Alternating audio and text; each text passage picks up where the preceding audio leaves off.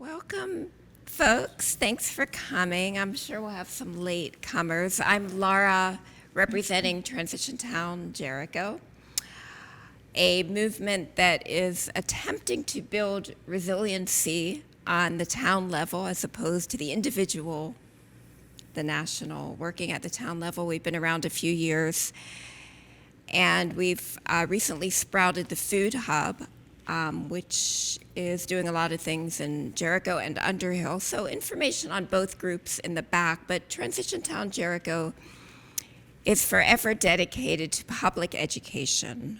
Thus, these talks, try to do them roughly every month or two on various topics around resiliency. So I'd like to introduce Melissa Needham, who comes to us from the Vermont Department of Health, the Burlington District Office.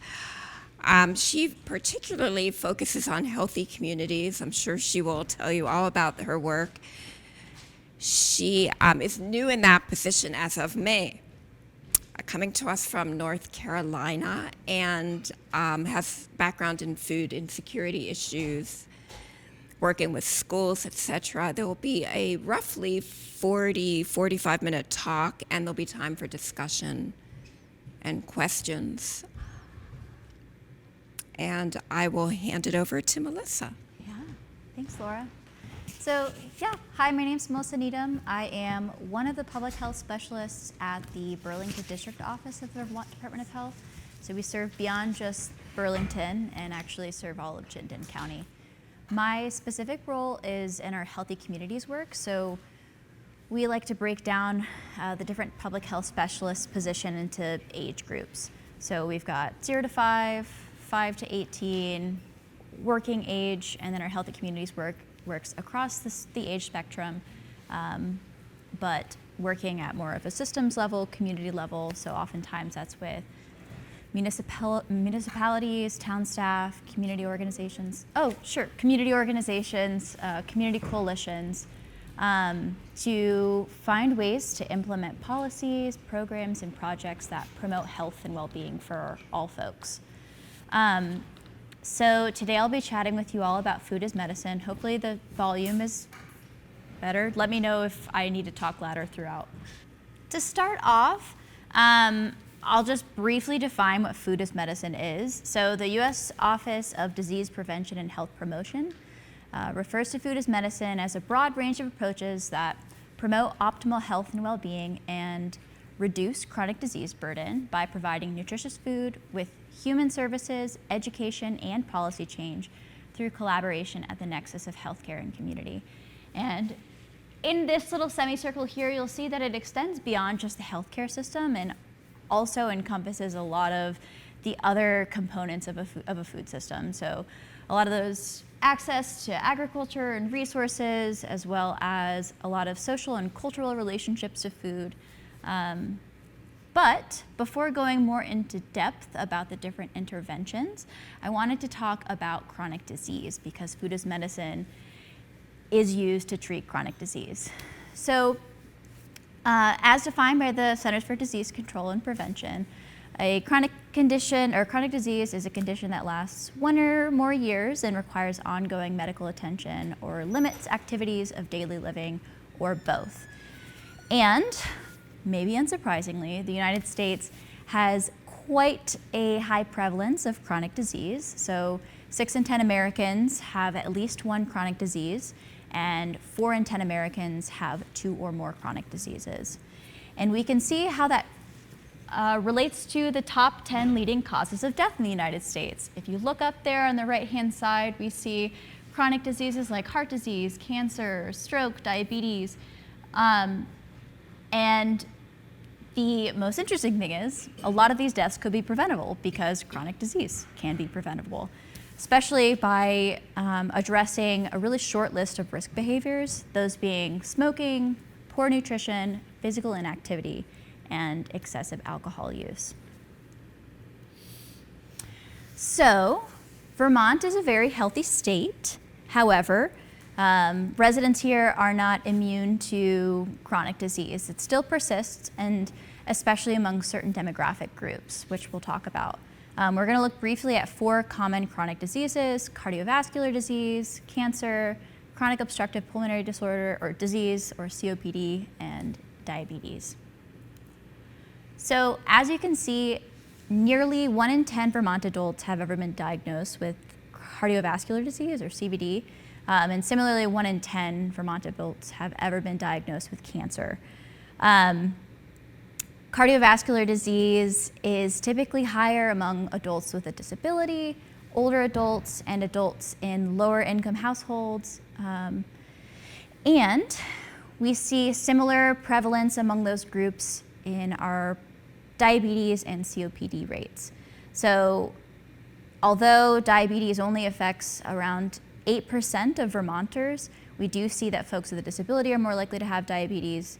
Folks as they age are more likely to have diabetes, and individuals with less education and lower household incomes. Similar with COPD, it increases with age, and folks with less education and lower households are more likely to have COPD.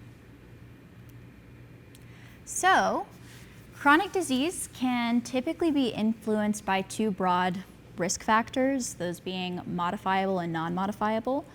So non-modifiable risk factors are inherent. They can't be changed. These are things like age and genetics or family history, while modifiable risk factors are lifestyle factors, and they're often related to things that could be altered or modified to reduce risk of chronic disease. So here you'll see that race and ethnicity and biological sex have an asterisk next to them, that being because race and ethnicity are technically considered a non-modifiable risk factor for chronic disease, but this is primarily due to social reasons rather than biological differences. We do see a lot of health disparities, but that's primarily because a lot of social factors like access to resources, the environments in which people are born, discrimination and bias can influence risk of chronic disease. Similarly, biological sex is also starred because it can increase risk due to the presence of sex hormones. So for example, for postmenopausal women, they often face increased cardiovascular risk because of declining estrogen levels. And our modifiable risk factors are things that I previously mentioned, like diet, substance use, and physical activity. So if we look at these risk factors in action, specifically within our top leading cause of death, which is heart disease, we can see that some of those non-modifiable risk factors like family history of heart disease, getting older can both increase risk of heart disease, as well as kind of that, as I mentioned previously, the cardioprotective relationship between estrogen and heart disease. But the modifiable risk factors, like eating a diet high in saturated fats, trans fats, sodium, and cholesterol, these have been linked to increased risk of heart disease. Not getting enough physical activity can lead to heart disease, and also increased chances of potentially having other medical conditions that can increase heart disease, like high blood pressure, high cholesterol, and diabetes. Drinking too much alcohol can also raise blood pressure levels and levels of triglycerides, and therefore the risk of heart disease, as well as tobacco use, which is probably not a surprise, but also exposure to secondhand smoke can also increase that risk as well. Stress and poor sleep are also associated with risk of heart disease. And then, as I mentioned before, certain health conditions can also be modifiable and non-modifiable risk factors for heart disease. So like type 2 diabetes, hypertension, high cholesterol, chronic stress, and anxiety. These could be modified or appropriately managed through lifestyle factors or changes, but we also have some autoimmune or genetic conditions that can increase heart disease risk but cannot be changed. So when folks are typically counseled, you go into the doctor, you're told you're at risk of developing heart disease or you have heart disease, you might be told to change your diet to minimize added sugars and salts, add healthy plant proteins, plant lipids and oils, or even choosing whole grains over refined grains. You might be told to increase your exercise to meet your physical activity levels for your age group, minimizing stress or getting better sleep by reducing distractions before bed. But the conditions in which a person lives, they learn, they age, they're born, each of these can have a really major role in shaping how easily it is for a person to alter their behaviors to minimize the risk of chronic disease. And we refer to these as the social determinants of health. These are the conditions and the environments in which, as I said before, we are born, live, learn, work, play, worship, and age that can affect our health functioning and our quality of life outcomes and risks. And we can see how this plays out, specifically on the right-hand side, with low physical activity. A person's ability to exercise can be affected by their access to recreational opportunities, green space, parks, the time that they have to dedicate to physical activity, which could be influenced by how many jobs they work, whether or not they have free time because they're a caregiver, as well as perhaps their feelings of belonging within a community space or their perception of safety when traveling along a street or a bike path. And these living conditions are also influenced by a number of social inequities like race, class, gender, sexual orientation, and ability, and institutional inequities that can influence the distribution of investment within a community, power, and wealth. So if we look here at how this plays out in heart disease, we can see that those socioeconomic, political, environmental contexts can influence our socioeconomic position. They can influence our lifestyle behaviors and food choices, as well as our access to food. It could also influence our psychosocial experiences, and each of these impacting over time our risk of chronic disease, in this case, heart disease. So if we break it down even further, kind of going back to the theme of tonight's talk of food as medicine, and we look at just modifiable risk factors that include diet behaviors and choices. So specifically, when a person eats a diet high in saturated fats, trans fats, sodium, and cholesterol. And there are 9 different social determinants of health common listed here, but these might be different for a person depending on where they live, where they're born, where they age, etc. So going through these quickly, we can see that, for example, the availability of food retailers within a community and perhaps one's exposure to food marketing within their community can influence what they eat, or even what they're encouraged to eat. So if you've ever heard of the term food swamp, these refer to neighborhoods with abundant unhealthy foods and food options, like a lot of fast food restaurants, convenience stores, that are far more abundant than the healthy choices that are available within the community.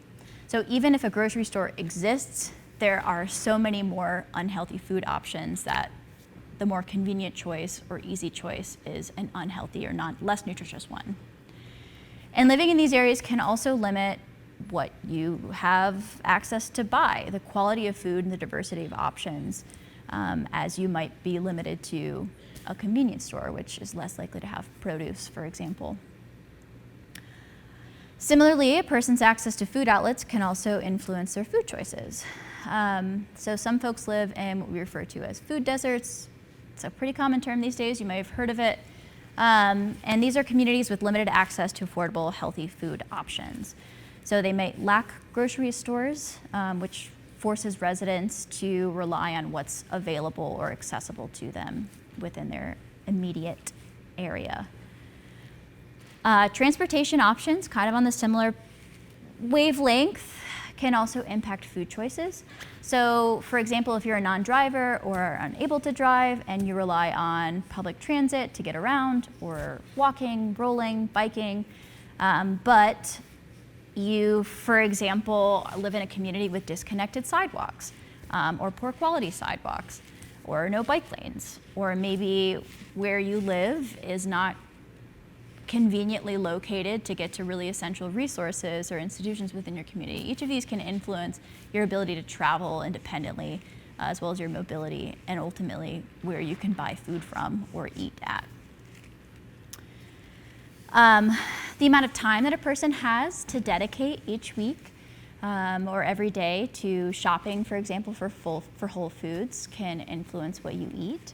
So going back to that example earlier of maybe you're working 2 jobs, you're a caregiver, you might not have time to prepare fresh produce for your family, you're already limited on time, and you're just trying to get your kids or whoever you're caregiving for fed.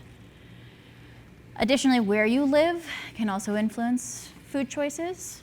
So for some folks, they might be temporarily living in a motel, meaning that they lack access to a refrigerator, a full refrigerator, or counter space, or utensils beyond just a fork and a butter knife and a spoon.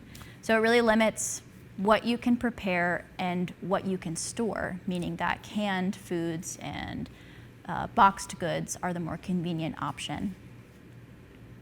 And also, access to nutrition education and preventative health care can influence your knowledge of what's appropriate or healthy to eat. Things like SNAP and WIC, so those federal food assistance programs, can provide really amazing support for folks who are low income, but if you fail to meet the eligibility threshold, but you are still experiencing food insecurity, you're kind of in this strange gap where you need resources but aren't meeting the eligibility requirements. Some folks even have trouble with the application process. Filling out the application forms can be burdensome, so it's just another layer of inaccessibility to eating nutritious foods. And then finally, even access to nearby growers, to farm stands or farms that have CSA shares. These might influence what you can purchase if you want to grow, or if you want to purchase locally, then not having access to, or there being a long distance in between you and maybe a nearby grower can influence what you eat. And even if you wanted to grow your own food, folks who live in an apartment complex, for example, unless you have a community garden or a residential garden on site, it's really difficult, especially if you lack the financial means to purchase a community plot or don't have the tools or the seats. So all of these can influence what a person chooses to eat, as well as the choices that are available to them. So I think that's important context when looking at, for example, implementing a food as medicine intervention, is all of these other factors beyond just a person's food choices. So why does this matter to the community? Well, we know that American adults are under-consuming nutritious foods and over-consuming less healthy foods. So it's a little bit difficult on the screen to see, but those tall pink ones are what we are over-consuming. Those are things like refined grains, probably not surprising, things like meats and poultry and eggs, and all those blue ones that are underneath the line are what we're under-consuming. So we can see that Americans overall are under-consuming vegetables, fruits, dairy, seafood, a lot of these healthier foods that can really promote health and well-being.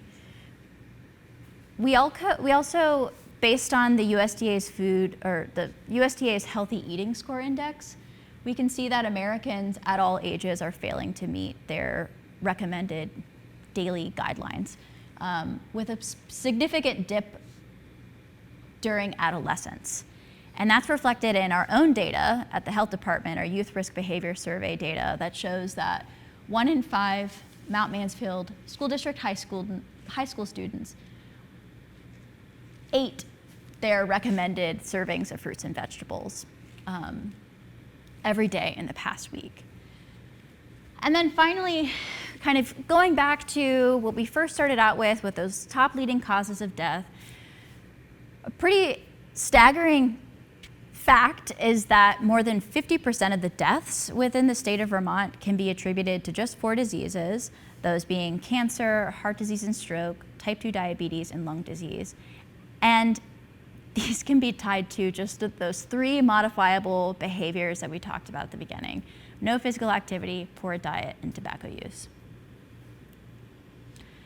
It also has a pretty significant impact on the community, specifically economic health and vitality, and also healthcare burden, which is a really important thing to think about these days with infectious disease rising and just a shift in how we think about disease in general.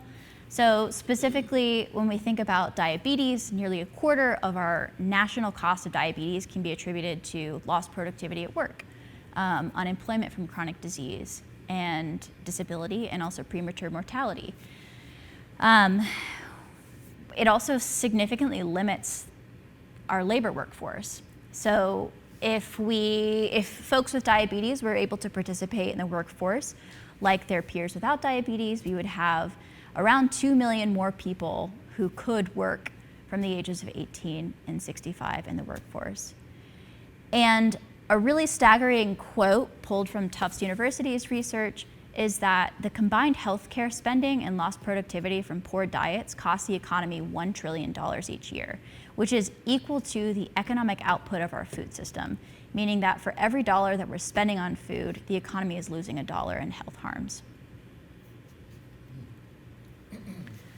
So finally, many of our neighbors who are most at risk for chronic disease are also those without sufficient access to fresh, affordable, and nutritious foods.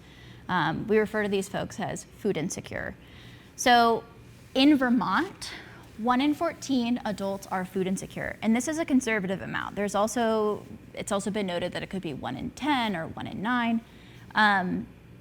Food insecurity among Chittenden County youth is also fairly high. 12% of youth are food insecure.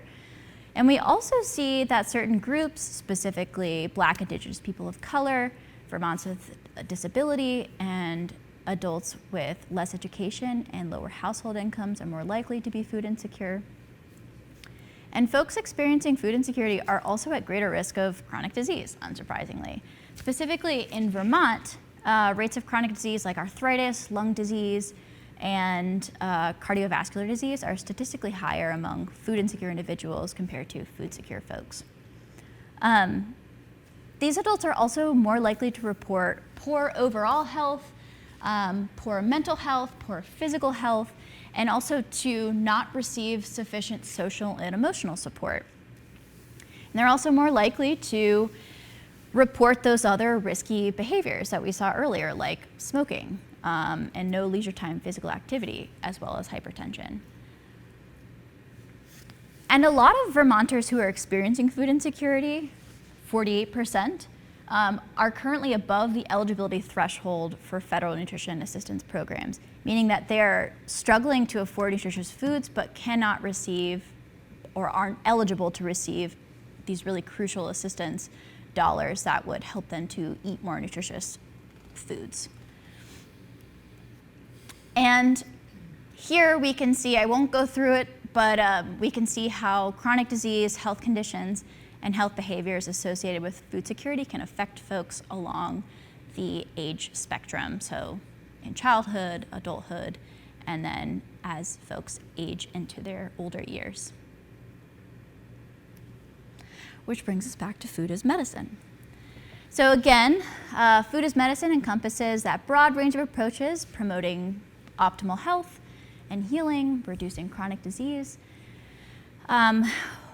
through providing nutritious foods alongside these really crucial human services, education, and policy change.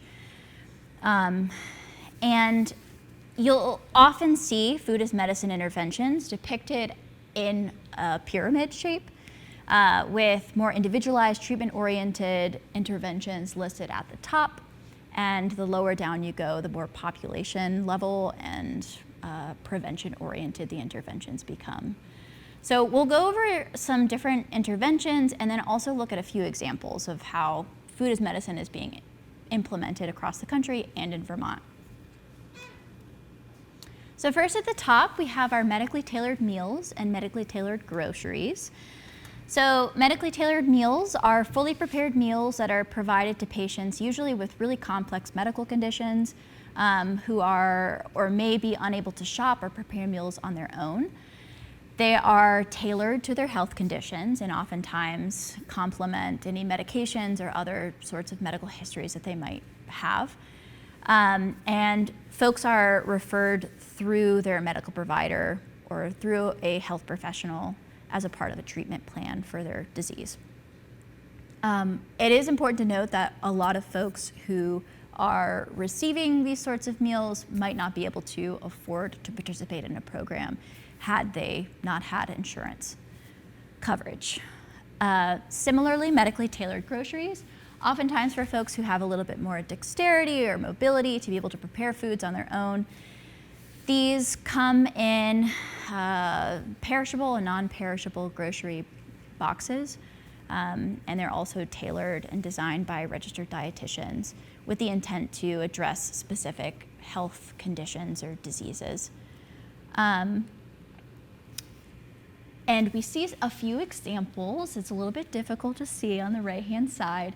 One, both are from two national delivery services, but one is a medically tailored meal for folks who might have difficulty chewing and swallowing that can be adapted to meet other potential health needs that a person has, as well as a medically tailored grocery box through Project Food Box that includes some fresh produce that folks can prepare on their own, but is still tailored to meet their needs.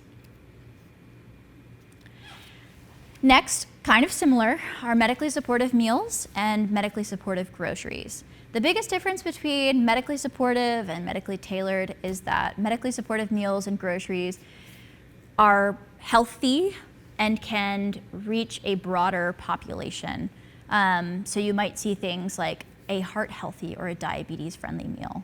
They're not specifically tailored to the needs of a person, but are healthy for someone who might have heart disease risk or diabetes. And same thing with the medically supportive groceries. These are, again, for folks who have the manual dexterity necessary for cooking the groceries before consuming them, but may not be tailored to meet the specific dietary restrictions and chronic diseases for each patient. And here another example from a national meal delivery program called Meal Pro of a medically supportive meal. This one specifically is heart healthy. And an evaluation of these programs is really promising. So the Food as Medicine Coalition found that the medically tailored meal intervention is associated with really positive health outcomes. Specifically, folks who participated had improved quality of life, fewer days when mental health interfered with their quality of life. They experienced improved mental health, healthier eating habits, better diabetes management, and improved medication adherence. And a really interesting thing I found, which you cannot see on the screen, but specifically they measured in patients with type 2 diabetes and folks with HIV and AIDS that they found reductions in binge drinking. So again, like addressing poor diet can also have impacts on other risk factors for chronic disease. They also found that there were a pretty significant reduction in net healthcare costs, decrease in hospitalizations, as well as a drop in emergency department visits, reducing the burden on healthcare and healthcare workers. So looking at 3 examples, one in Vermont. So AgeWell's Meals on Wheels program is a really fantastic program. I'm sure you all have heard of Meals on Wheels. It's a great example of a medically supportive meal program for older adults who might be unable to obtain or prepare meals temporarily or even long-term due to some physical, mental, or cognitive condition that requires them to, requires that they need assistance leaving home or preparing foods. So AgeWell has quite a few volunteers that deliver around 330,000 meals annually, 5 days a week in 4 counties. And not only are they providing meals, but they're also providing really crucial social interaction and safety checks for a vulnerable population. Another example is Manna in the greater Philadelphia area. They provide 21 tailored meals each week for 6 weeks for folks with a serious illness. And they have the opportunity to renew. So they're not just restricted to the 6 weeks. Manna consults with dietitians and other nutrition experts to ensure that the meals meet nutrition guidelines for specific health conditions. And they also are able to modify the meals to accommodate dietary needs or wants. And for this program, they've restricted eligibility to individuals with an acute nutritional risk factor or a qualifying illness. They also provide nutrition counseling free of charge for folks, kind of thinking back to those social determinants of health and how some folks just might not have access to healthcare or access to nutrition counseling. So providing that for free is eliminating a barrier and allowing folks to receive nutrition and wellness coaching. And an evaluation of their program found that participants had fewer monthly healthcare costs as well as fewer hospitalizations compared to those who did not participate in the program. And then finally, we have an example of a program being implemented through a food bank.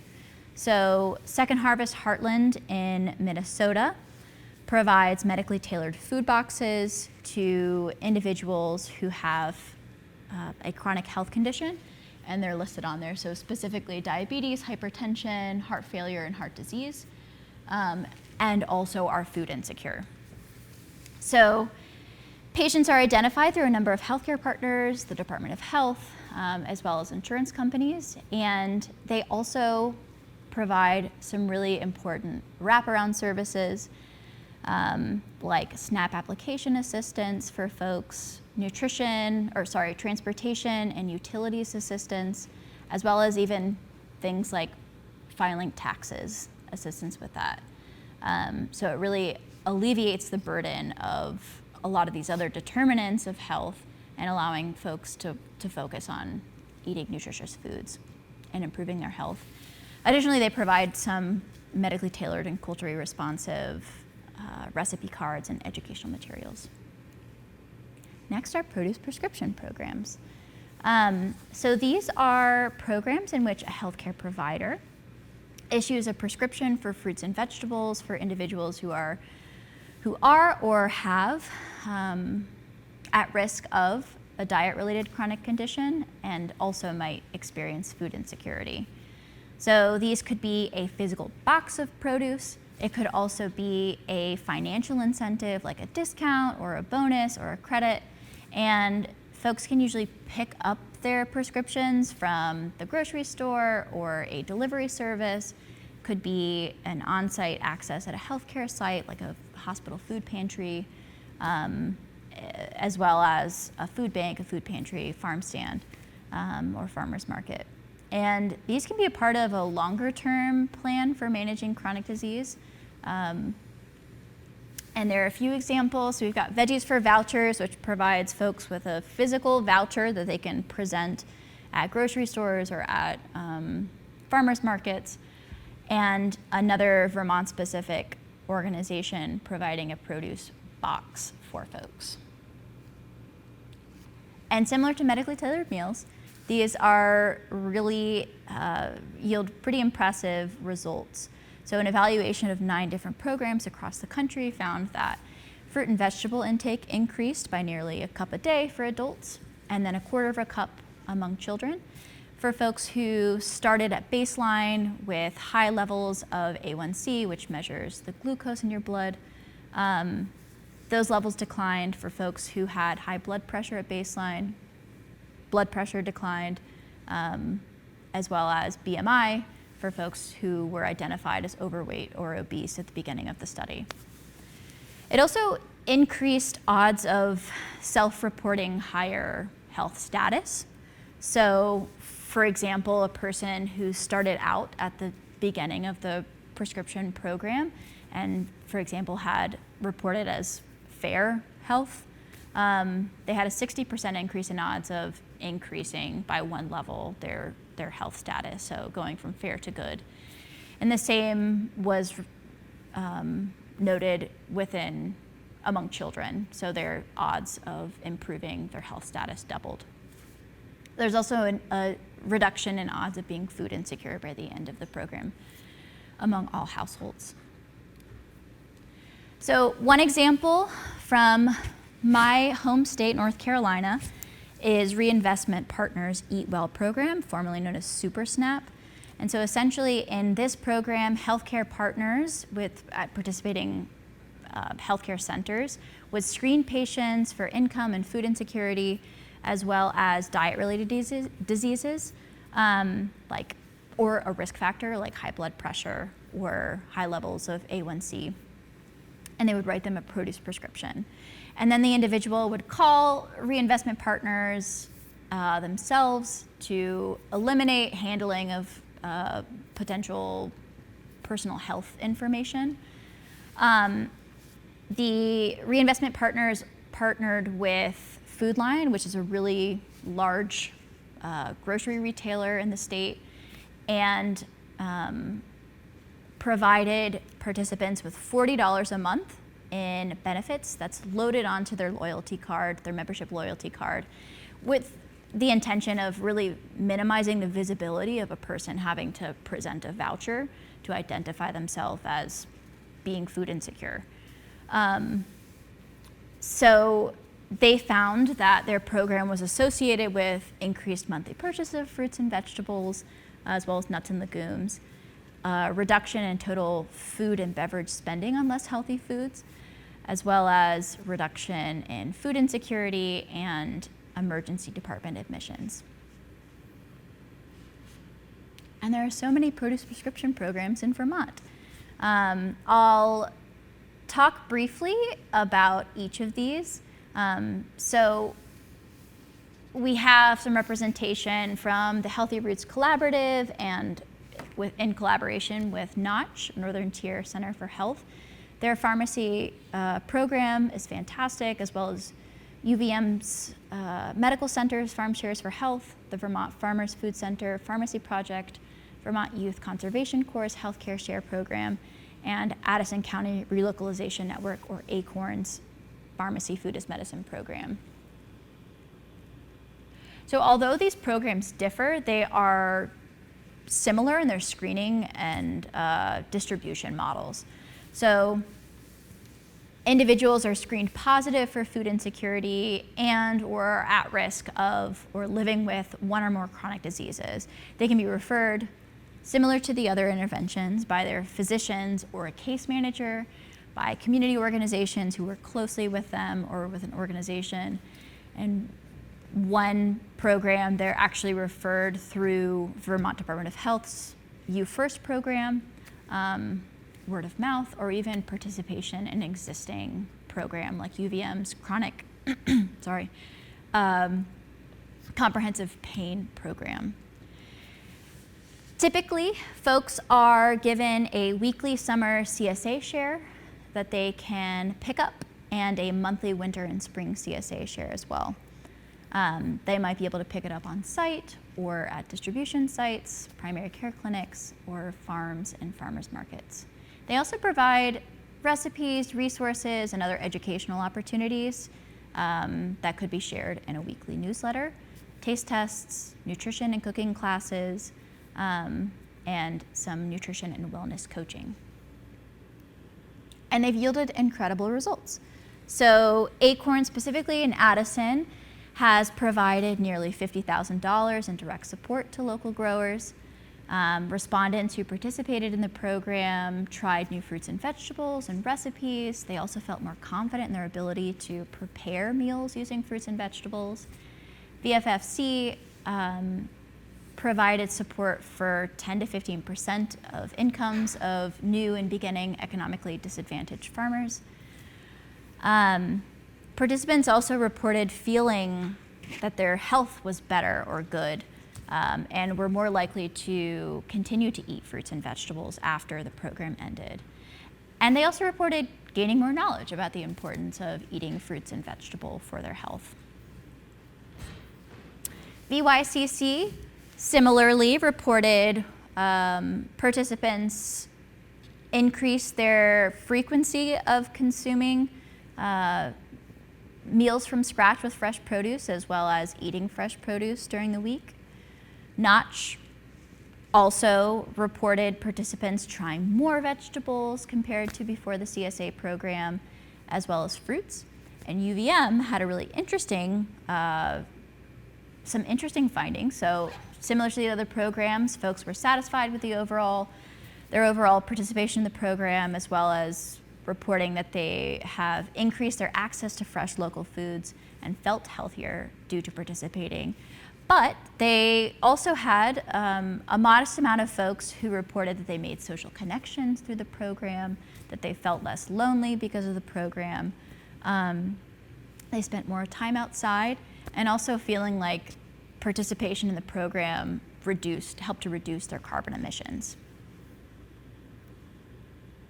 Next to last is our nutrition incentive program. So these are financial or non-financial encouragement or incentives to get folks to purchase healthy foods. So it could be a discount or a fund aimed at improving diet quality and access to healthy foods, but folks who participate in these programs don't necessarily need to have or are at risk of some chronic condition. It's generally an extension of like SNAP benefits and WIC benefits. So a review of nutrition incentive programs found that fruit and vegetable consumption increases. The servings of vegetables and fruits per week also increases.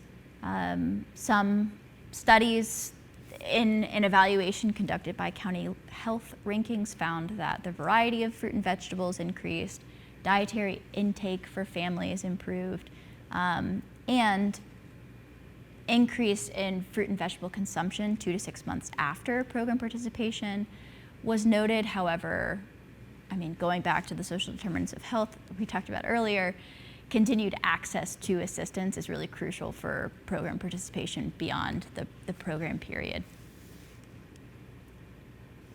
So Double Up Food Bucks program, delivered by Mountain Wise back in North Carolina, is an example of a nutrition incentive program. So folks receive a dollar-to-dollar match when they use their SNAP dollars. That could be redeemed at grocery stores or farmers markets or farm stands, and they can use it on produce, bread, eggs, as well as seeds and seed starts. Their match dollars roll over, which is nice to kind of minimize any fear that folks might experience of losing their dollars. And they found when they surveyed growers that nearly all of them sold more fruits and vegetables as a result of participating in Double Up Food Bucks programs, as well as making more money. And Vermont has some fantastic examples.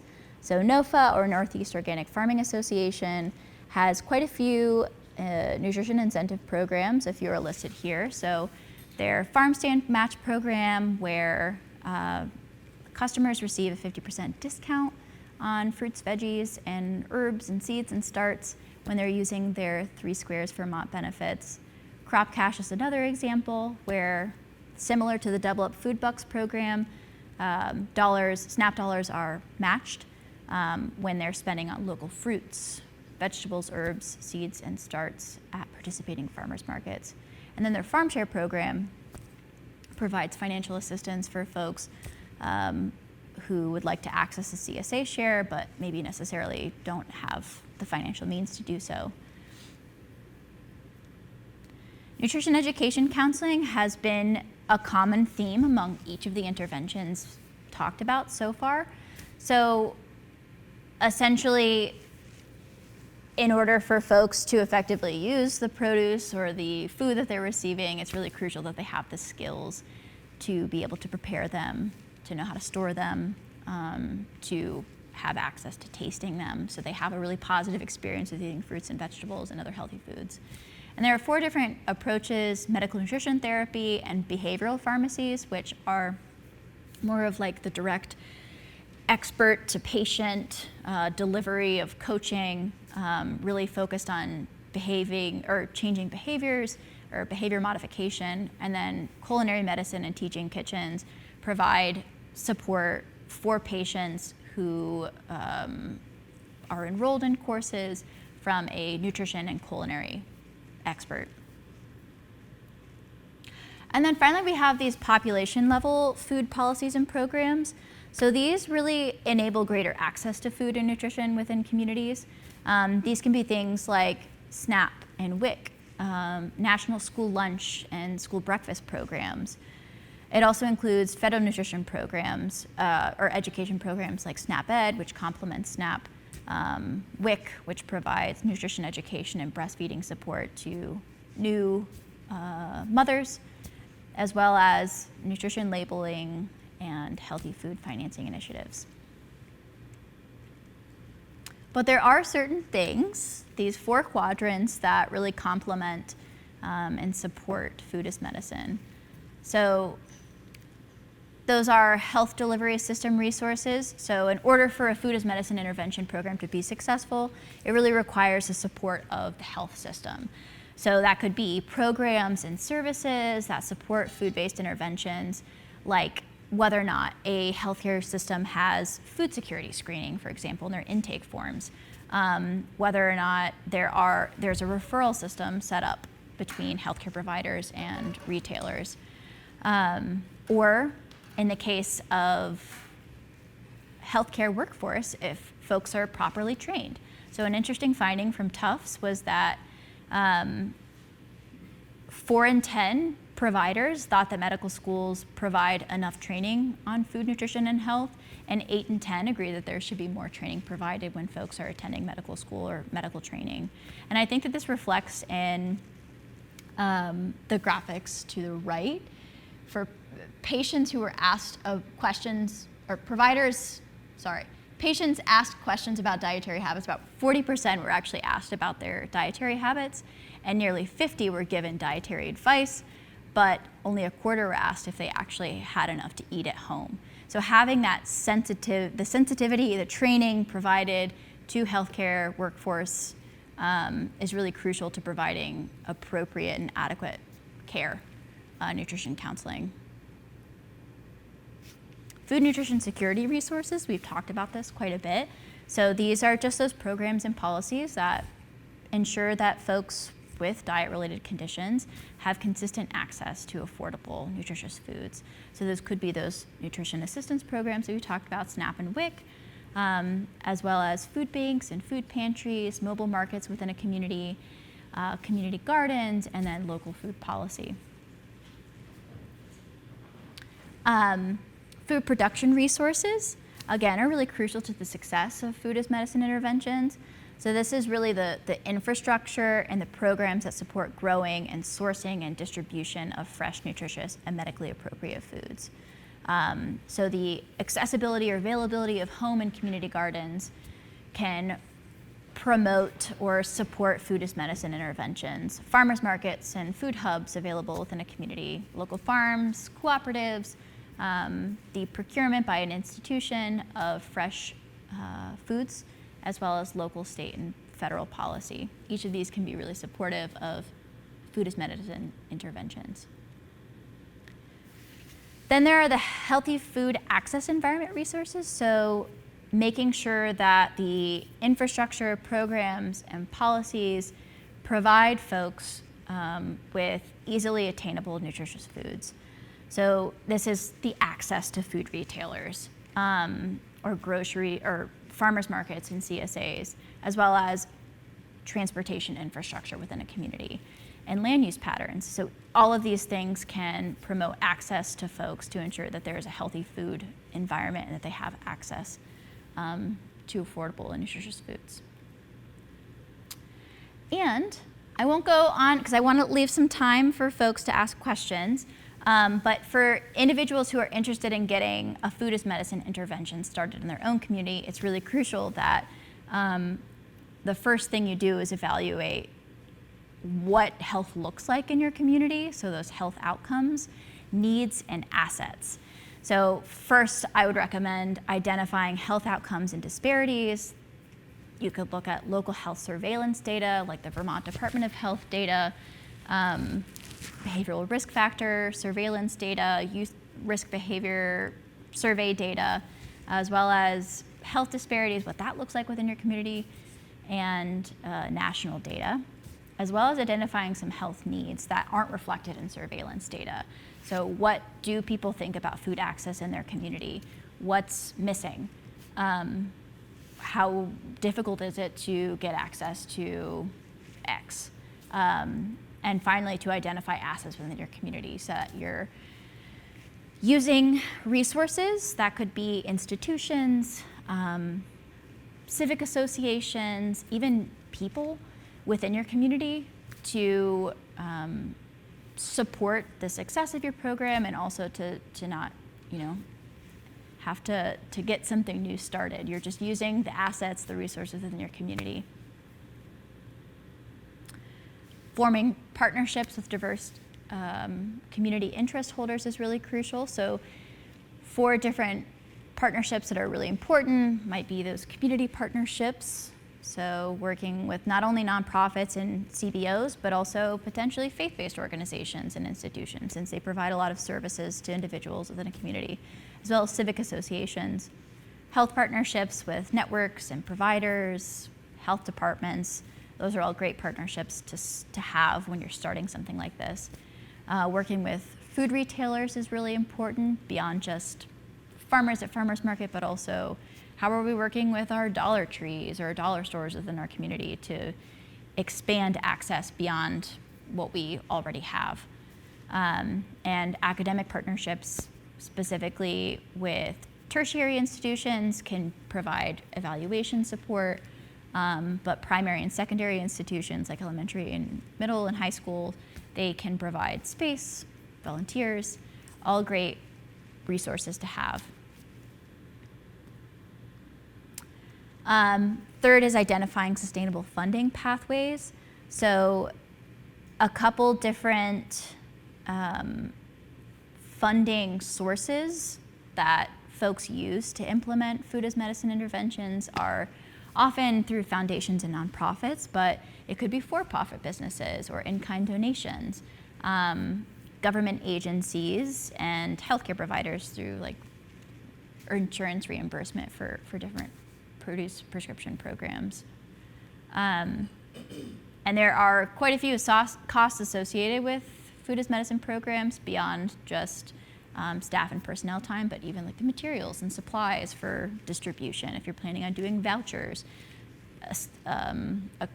accounting for those costs is really crucial. And accessibility of these programs. So if you're providing a produce prescription program, for example, and you're requiring that folks pick up their box at a farm or a farmer's market, it's important to provide support for folks using transportation to get there. All really important things to think about. And then finally, when developing your program goals and evaluation methods, it's really important to think about your purpose and your mission for this program. What capacity do you and the partner organizations that you're working with have?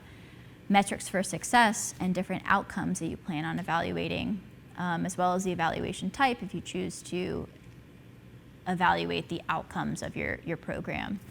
And then finally, determining your program design, which includes the dose, the length, frequency, and distribution. So like, how long are you going to implement your program? How often are folks going to be able to pick up a produce prescription box? And what sorts of barriers might they encounter when participating in your program? And then you move on to implementation and evaluation. So here are quite a few helpful resources if you're interested in learning more or getting started. So I'll share the PowerPoint with y'all so you'll have access to these, but if you're interested in learning how to implement a medically tailored grocery program or a medically tailored meals, a produce prescription program in a rural community, as well as some Vermont-specific resources like the Vermont Food and Health Program Inventory to see what else is going around the state, and then their farm-to-plate CSA and Healthcare Community of Practice Toolkit is also a really great resource. Yeah. So thank you all so much. I'd welcome any questions or comments. Happy to respond.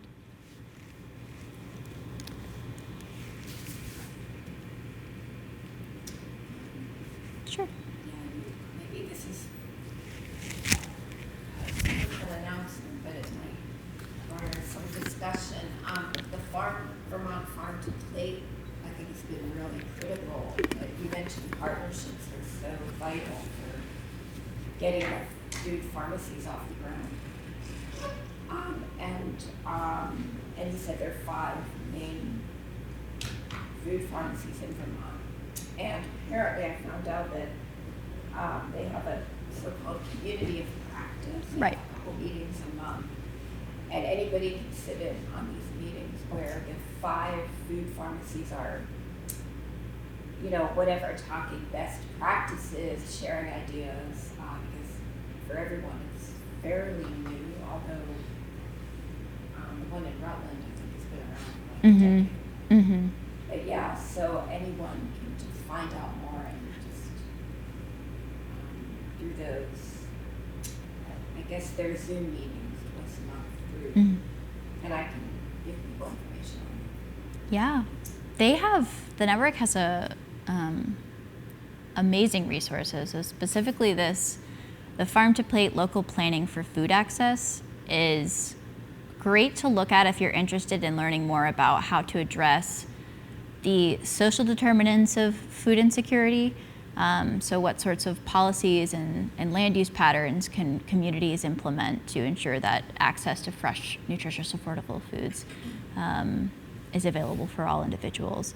So if that's of interest and you're interested in looking more at a community level or policy level, I invite you to take a look at that resource because it's great.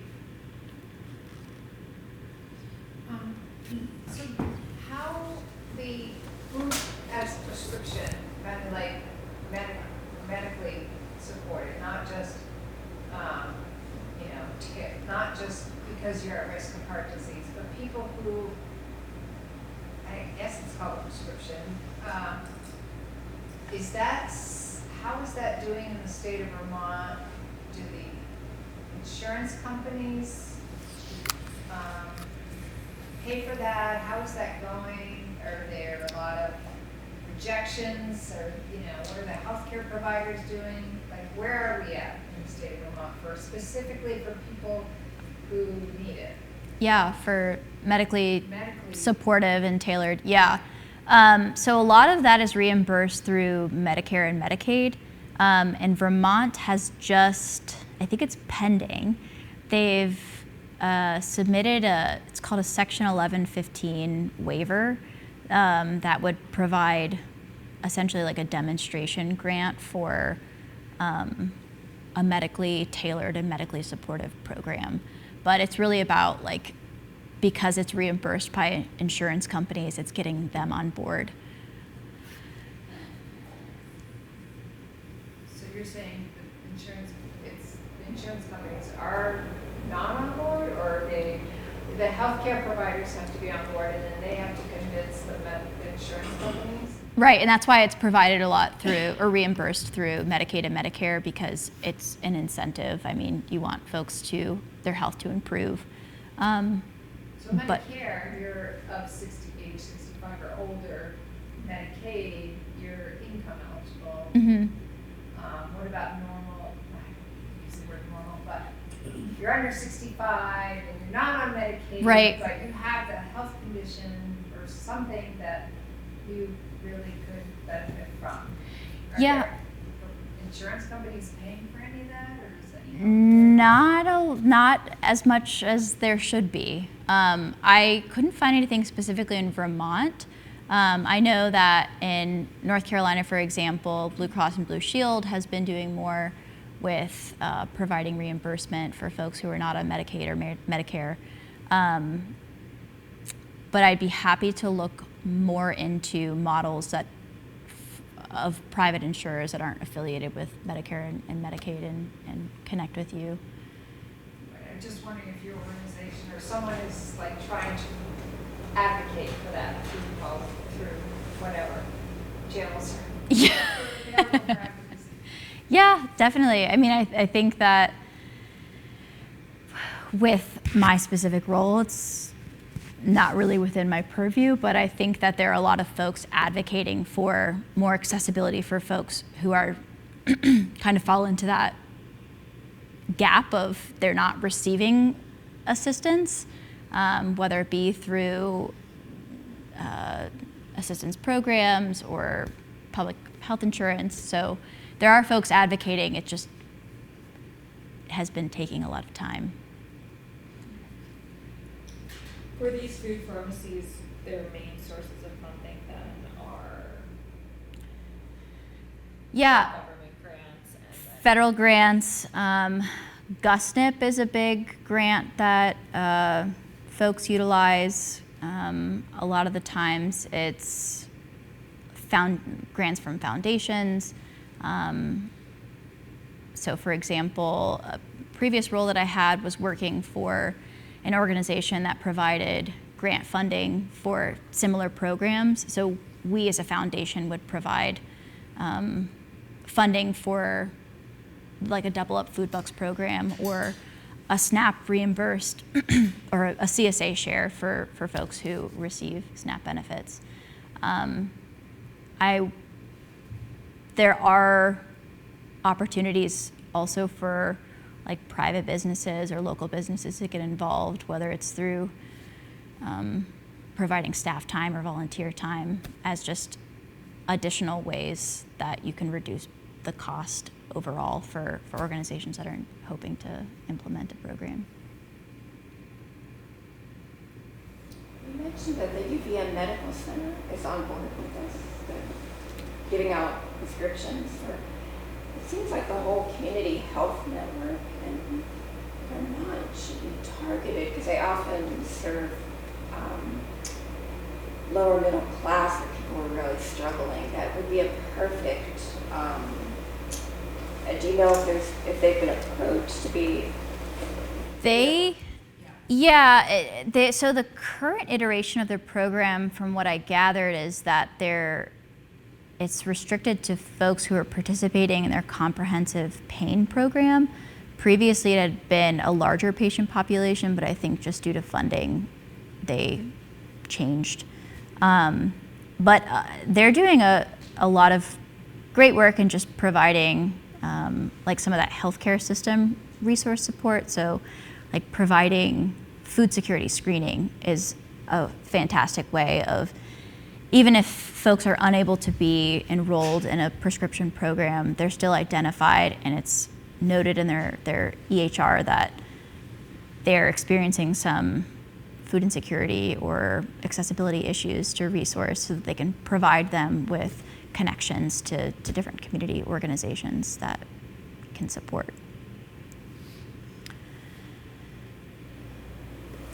A lot of these diseases that you mentioned are also diseases of affluence. So it seems in that case that education would be even more important than the programs. And just,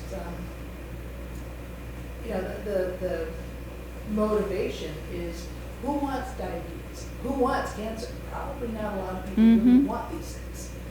Right. So educating people, rich and poor, on how to avoid them. And I think that the problem with the food insecure people is that it costs a whole lot less to buy a bag of chips and a bottle of soda than a bag of apples and some, chicken. Yeah, definitely.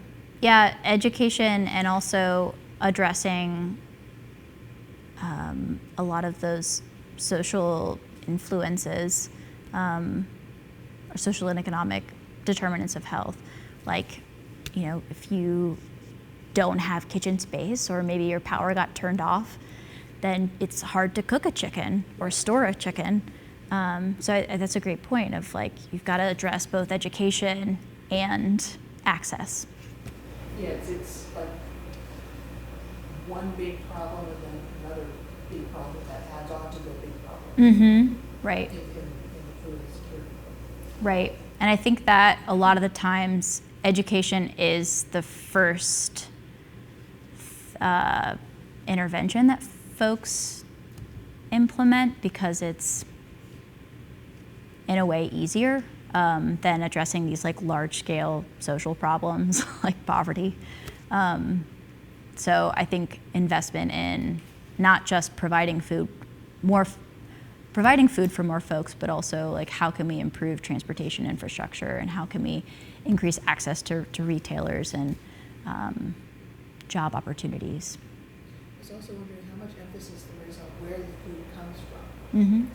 It's like if you pick a tomato straight out of the vine, it's got more nutrition in it than if it's grown in healthy soil Mm-hmm. versus something that's grown in like sterile soil and it's picked green and it's gas ripe and then there it is at the grocery Mm-hmm. store. It's a completely different thing as far as, the kind of nutritional quality that you get out of it. So is that anything that's addressed with some of these programs? I think that there's an emphasis on supporting locally because of the impact that localizing the economy has on health and well-being generally. I know that for some programs, I'm thinking of one specifically in Atlanta, the Grady Food as Medicine program. They collaborate with the food bank there, so a lot of the produce that they're distributing isn't necessarily fresh, but they're also supplementing with like a local gleaning organization to kind of reduce waste and redistribute food that would otherwise go to waste, but is also pulling from local growers. But I do think that there's a desire for there to be more local support, especially in what we saw with the 5 produce prescription programs in Vermont. So many their intention is to support local growers, especially new and beginning farmers who have huge barriers to entry. Yeah, Acorn, of the ones you listed, is really progressive because their food pharmacy is tied directly to 3 farmers producing the food. So that is a great direction. Yeah. I also saw recently, I think the FDA looked into like what the benefit of including like some sort of healthy labeling on food in like grocery stores. I don't know if you've seen anything or heard about that study, because I think it showed that it wouldn't make much difference. Yeah, I mean, if it totally makes sense, because if the primary reason for not purchasing a healthy food is cost, then I think implementing a label wouldn't really do much, and if anything might shame a person who wants to purchase something healthy but can't. And I think about like a lot of these healthy tax or unhealthy taxes, soda taxes, without implementing at the same time like support for folks who cannot, purchase healthy foods and are kind of forced into purchasing unhealthy foods, then you're just increasing the burden on them. You're raising the price of both healthy foods or unhealthy foods, which they're relying on, but not doing anything to bring down the costs of those healthy foods. So yeah, makes sense that they didn't really notice. Could you talk about the screening process more for people that are eligible for these programs, and specifically asking the question from a point of like who is most marginalized within the communities, are immigrant communities, people without access to, aren't acknowledged as a citizen, and yeah, sort of how the screening programs, and if they're catching these people or if you're finding that. That's a great question. I'm not sure. I think that generally the screening eligibility is really just, are you food insecure, which would be identified by like a 2-question questionnaire that's included in intake. Low income status, which would be, you're eligible or utilizing SNAP and WIC. Would you have to be a citizen to get SNAP? Yeah. But as we saw, there's so many people who are just not getting the assistance that they need for a number of reasons. Specifically the statistic from Feeding America is just income ineligibility, but there are so many other factors that folks, they might be income eligible, but they just don't seek application assistance or submit an application, perhaps because they're undocumented or they've just had a really negative experience with seeking assistance previously. But I do think that adapting the screening model is a fantastic idea. I think with NOFA's farm share program, where it's solely based on whether or not you feel you're financially unable, kind of removing those sorts of barriers is a great model. Similarly, it's not food as medicine, but for some food pantries that I've worked with previously, eliminating income eligibility criteria for getting food from a food pantry and not having to prove that you're food insecure or low income is really great for improving use of those services. And also, even if someone abuses that, it does sort of reduce the societal shame around it. Mm-hmm. Like, if it is a common thing that everybody, even those who can afford to go to the grocery store, are getting from a food bank, Mm-hmm. it sort of takes away, that person feeling comfortable with walking to that food bank Yeah. and see their neighbor there. Right. And food sharing, share at home, Yeah. because that's only over some home. But anybody can pick up food from there, and anybody can bring food. And it's Normalizes it. yeah. If your tomatoes didn't come in, then you can go help yourself to tomatoes. Mm-hmm. Yeah, or not. Yeah, I feel like shifting even locally, the culture of sharing food can do a lot to address stigma.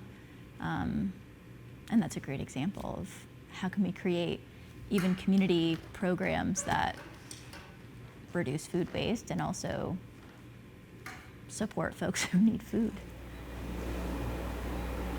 I was a teacher and now I've retired, so I was aware of this when I was a teacher, but there used to be programs for kids during the summer, for example, that provided healthy lunches or even the back. Do those still exist in Vermont? Yes. I'm coming from North Carolina. We have them there. I believe they're here because it would just be a summer feeding program where you have a meal. Is that the same one you're talking about? Kids can come pick up a meal at a site. Yeah. There's a few other school-based interventions that can also support, backpack programs are big these days. A lot of schools have started their own food pantries, sometimes providing even refrigerated space so that kids can have access to fresh produce. Yeah, there's a lot of innovative, because schools are such a great, trusted community institution where all kids are visiting, and yeah. Are they income based? Is it like the free lunch program? Are they income based, or who has access? For summer meals, I'm not certain. For school breakfast and school lunch programs, I believe that Vermont has free school meals, free school lunches for all, just to kind of provide blanket support so you're not identified as, I have reduced lunch, I'm giving you 50 cents compared to the 125. Melissa, thank you again. Yeah. And we have a healthy snack table. Help yourselves, and yeah, we can hang out for probably another 10 minutes.